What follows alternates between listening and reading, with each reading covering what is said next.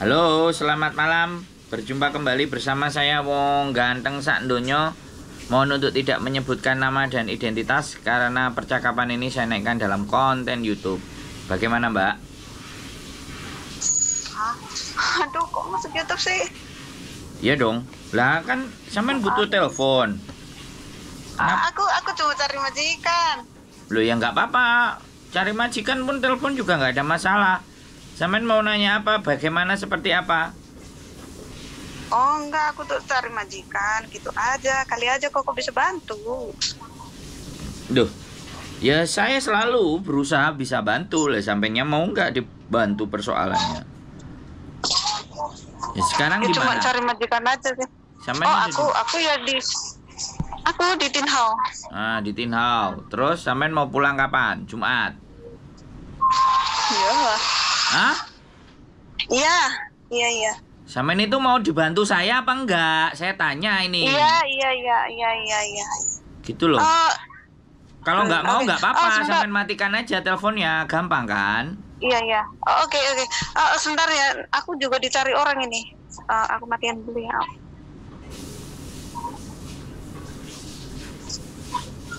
Maaf ya, ini aku juga ada dicari orang juga sih. Ya udah, wes dibantu sama orang lain Oke, aja. ya, Oke, yo makasih. bye bye. Oke, ya. Jadi ada banyak hal ya sekali lagi di luar sana ya. Orang telepon, orang WA, orang minta ditolong A B C D, giliran udah ditelepon dan kita masukkan dalam konten YouTube karena memang kebiasaan saya adalah setiap orang yang tanya atau telepon itu saya naikkan dalam YouTube. Tapi sekali lagi ya kan, namanya manusia terkadang mungkin karena dia tidak pernah nonton konten saya, mungkin dia juga diberikan info oleh temennya hanya info nomor. Jadi ya, ceritanya adalah dia itu saya nggak ngerti ini.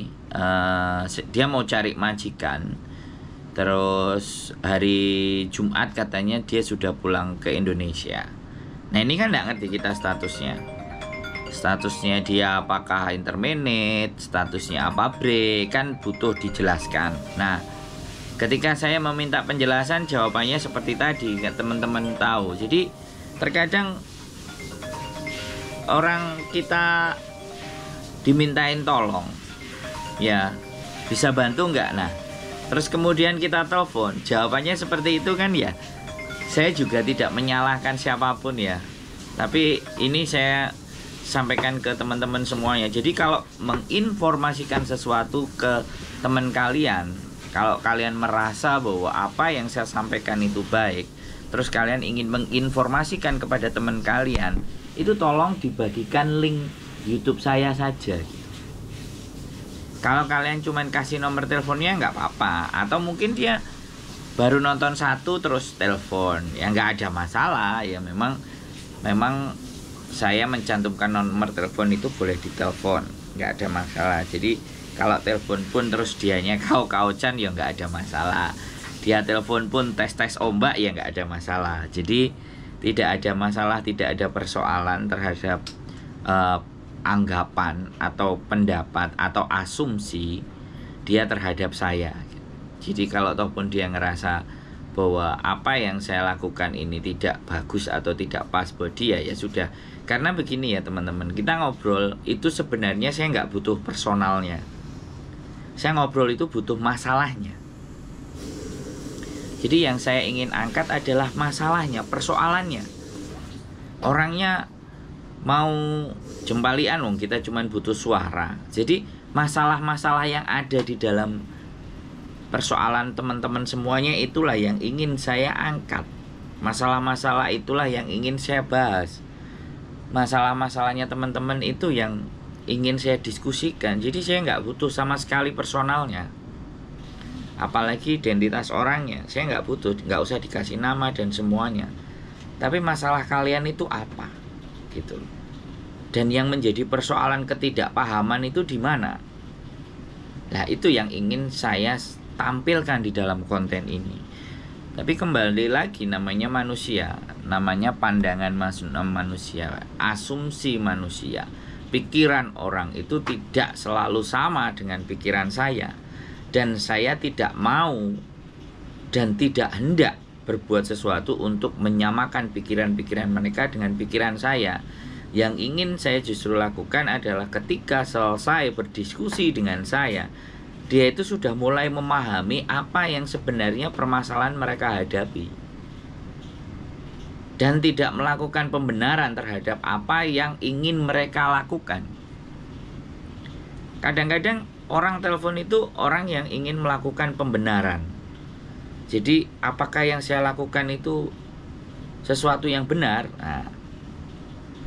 Nah, saya kembali lagi dengan pengetahuan yang saya miliki, dengan kemampuan yang saya miliki, otomatis ya tidak semerta-merta juga benar. Karena yang ingin saya cari itu bukan benar dan salahnya. Yang ingin saya sampaikan itu adalah teman yang bercerita tentang masalahnya itu dia bisa mendudukkan persoalan itu. Jadi dia bisa memandang jernih sebuah masalah tersebut.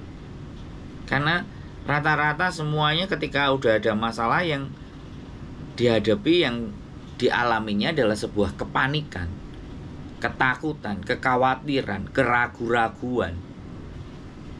Nah, alasannya apa? Berbagai macam alasan, tapi pasti satunya hal, dia benar-benar tidak menguasai bagaimana Hong Kong itu punya rule of the game, aturan main. Nah, yang kedua adalah faktor yang paling besar adalah takut dan enggan.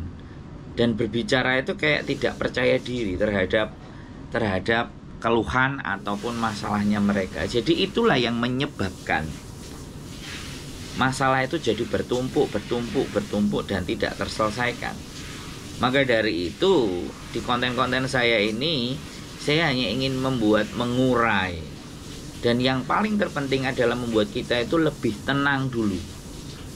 Karena apapun masalahnya, ketika kita bisa menanggapi dan menghadapinya dengan dan dalam keadaan tenang, itu pasti persoalan itu akan pelan-pelan bisa terselesaikan. Karena sebenarnya masalah itu bukan salah orang lain, bukan salah siapa. Tapi permasalahan itu yang mengundang datang di dalam hidup kita itu ya diri kita sendiri. Yang harus teman-teman sadari, ketika kalian berharap ya kan bisa nyampe di Hong Kong, itu sebenarnya sebuah masalah. Jadi teman-teman itu menghadapi masalah ketika teman-teman memilih untuk berangkat ke Hong Kong. Itu jadi menghadapi masalah untuk memecahkan persoalan yang teman-teman hadapi di Indonesia. Dihadapi di Indonesia kan kebutuhan finansial, mencukupi kebutuhan kehidupan yang sudah tidak bisa. Ketika teman-teman ada di Indonesia, akhirnya mencari solusi. Nah, dengan mencari solusi ke Hong Kong itu aja sebenarnya masalah baru timbul. Begitulah kehidupan, kita tidak akan pernah lepas dari masalah. Kita harus berdamai dengan masalah tersebut. Kita harus bisa menguasai masalah tersebut. Dan kita harus, yang paling terpenting adalah tahu bahwa masalah itu sebenarnya kita sendiri yang mengundang permasalahan itu. Nah, dengan tidak menyadari bahwa kita sendiri yang mengundang masalah itu, muncullah kekecewaan, muncullah frustasi, muncullah stres. Nah, itu yang harus kita sadari, bahwa kita datang ke Hong Kong itu kita sendiri itu membuat masalah. Gitu. Membuat masalahnya apa? Ya kita menghadapi orang-orang Hong Kong yang tidak sesuai adab kita, adat kita, kebiasaan kita. Ya di Hong Kong kalian berpisah dengan keluarga, itu masalah loh. Jadi jangan dianggap teman-teman ke Hong Kong itu hanya dari satu sisi, menyelesaikan permasalahan perekonomian, tapi justru masalah baru itu muncul. Nah, yang berhasil, yang bisa menguasai keadaan kan yang benar-benar mindfulness, mengerti dan memahami sebenarnya kenapa teman-teman di Hong Kong dan bagaimana Hong Kong, seperti apa Hong Kong, dan itu membutuhkan pemahaman atau membutuhkan pengetahuan yang tidak hanya sekali, harus disampaikan berkali-kali dan berkali-kali. Saya tidak akan lelah dan saya tidak akan capek untuk memberikan gambaran, pandangan, atau bahkan teman diskusi teman-teman semuanya. Tapi ingat ya, sebenarnya saya itu bukan penyelesai masalah, tapi saya mau diajak berbicara dengan persoalan kalian. Jadi kalau saya aja meluangkan waktu untuk bisa sama-sama berdiskusi menyelesaikan persoalan, kalau kalian tidak mau di-up, berarti begitu pelitnya kalian terhadap masalah kalian untuk dibagi ke yang lain. Itu saja dari saya. Keep stay tune my YouTube channel and see you next video. Bye bye.